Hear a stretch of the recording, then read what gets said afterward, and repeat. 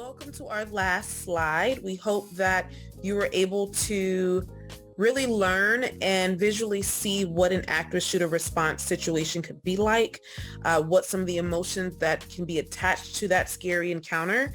And so on this slide specifically, it's just really going to highlight a few key takeaways from the video and some things that we want you to be able to understand and apply in life. In regards to encounters with active shooter situations. So first one says you always should try to determine where the location of the shooter is. And so you saw that in the video. We want to make sure that we can determine to the best of our ability if the shooter is inside or outside, because that determines and impacts how we respond to that situation. If the gunshots or the gunfire is coming from outside of the building, we always want to make sure that we are away from doors and glass for stray bullets, or even to expose ourselves to where the gunman now knows where you're located.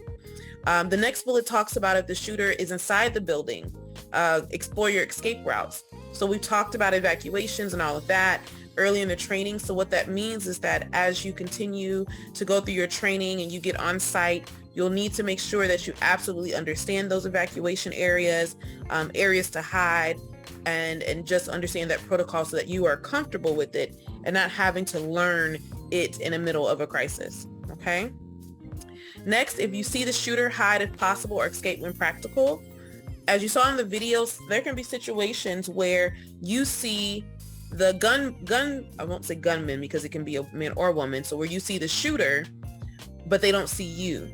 So it's so important to understand the importance of not panicking, of how to maneuver throughout the facility or the site quietly so that you can get to shelter, or understanding what it means to truly shelter in space and in place, excuse me.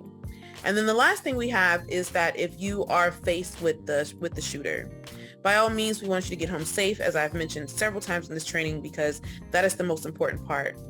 And in the event that you are having to run, we just always encourage you to run in a zigzag and not linear, meaning that you are just going from left to right, kind of changing your path versus just being a straight sprint forward, because that is an easier target for gunfire. And we always want to be mindful that you all understand that we never want you all to negotiate with the shooter. Our hope is that law enforcement gets there in time, that you all have effectively contacted law enforcement. So it's so important that you know your communication methods outside of using the radio. What other methods in your facility are you able to get in contact with law enforcement without the potential shooter knowing that they have been notified? So there are many things that you'll continue to learn as you get onboarded, as you go to your site and you learn your role at that facility or at that site, that will better prepare you for an active shooter response situation.